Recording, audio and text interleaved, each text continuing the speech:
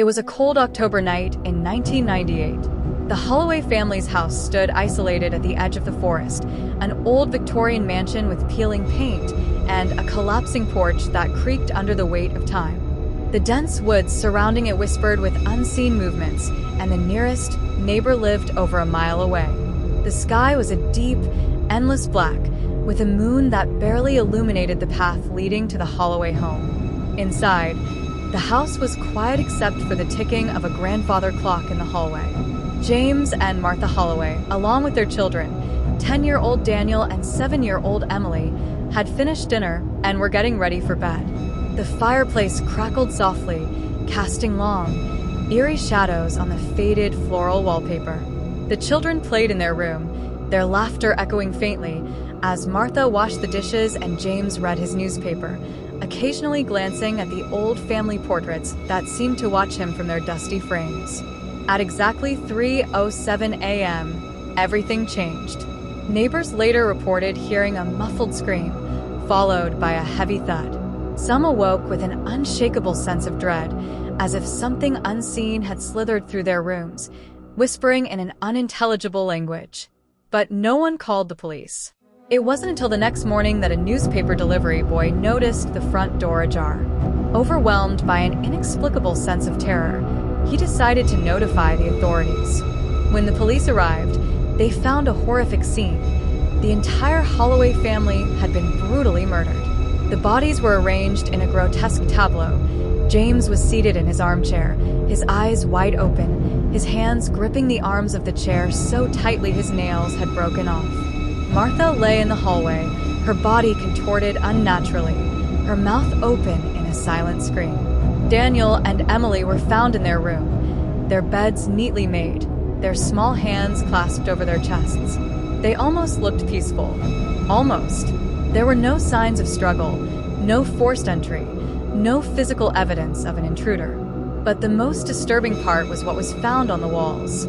"IT wasn't human," written in what appeared to be soot, later analyzed in a lab and found to contain traces of charred human bone. Detective Michael Carter, a seasoned investigator with over 20 years on the force, was assigned to the case. The moment he stepped into the house, an inexplicable chill ran down his spine. He had seen gruesome crime scenes before, but something about this house felt wrong. The air was thick, filled with the scent of burnt flesh and damp rot. The walls seemed to close in on him, and he swore he could hear whispers just beyond the edge of his hearing. The forensic team combed every inch of the house, but the only things out of place were the shattered mirrors in every room. And the clocks, each one had stopped at 3:07 a.m. When Carter reviewed the security footage, he noticed something chilling. At 3:07 a.m., a shadowy figure appeared in the hallway. It had no discernible face, just an ominous, unmoving silhouette that vanished within minutes. At one point, the shadow seemed to turn directly toward the camera. Though it had no eyes, Carter felt it was staring at him. Days later, strange occurrences began plaguing the officers involved in the case. Lights flickered, whispers echoed in the darkness, objects moved on their own. One forensic investigator quit after claiming a shadow stood in the corner of his room every night, watching him. Another officer was found dead in his patrol car, eyes wide open, his mouth frozen in a silent scream. His heart had stopped without any medical explanation. Desperate for answers, Carter researched the history of the house. He discovered that in 1948, exactly 50 years prior, a man named Elmer Grayson had lived there. According to records, Grayson had murdered his wife and children before taking his own life. His personal diary detailed nights of relentless insomnia, describing knocking on the walls and voices calling his name from the mirrors.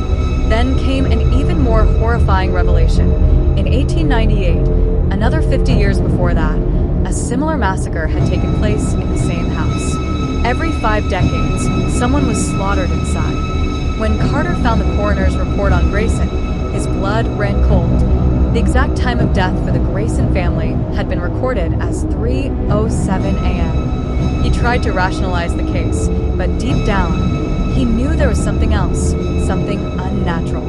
Each night, Carter began waking up at 3:07 a.m., sensing that something was watching him. One night, he opened his eyes and saw a shadow standing at the foot of his bed.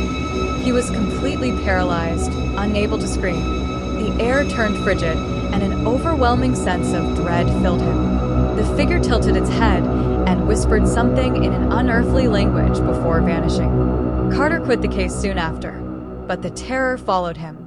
On his last night in town, before moving away, his bedroom mirror shattered into countless shards. Among the broken glass, a message formed in his own blood from a fresh cut on his hand. IT wasn't human. Shortly after, Carter disappeared without a trace. His belongings were found untouched in his home, but there was no sign of a struggle. Only one eerie detail remained at the scene. On his bedroom wall, someone had written in soot 3:07 a.m. Years later, the Holloway house remained abandoned. But in 2048, if the cycle continues, someone else will move in, and the shadow will return to claim its next victim. Rumors about the house spread, and urban explorers dared each other to step inside. Most left after hearing unsettling noises, whispers from unseen mouths. Footsteps on the creaking would despite the emptiness. One thrill seeker, however, never came out. His friends found his camera outside the house the next morning. The final video on the tape was disturbing. At exactly 3:07 a.m., the screen distorted, and a figure appeared in the hallway. The camera shook violently, and a blood-curdling scream was heard before the feed cut to black. The boy's body was never found. Only his phone was recovered, containing a single text message that had never been sent. Don't look into the mirror. But there's one last thing. In the police archives, Carter's final handwritten note was found before his disappearance. A nearly illegible message, scrawled with a trembling hand. If you ever read this, never look into the mirror at 3:07 a.m. The end.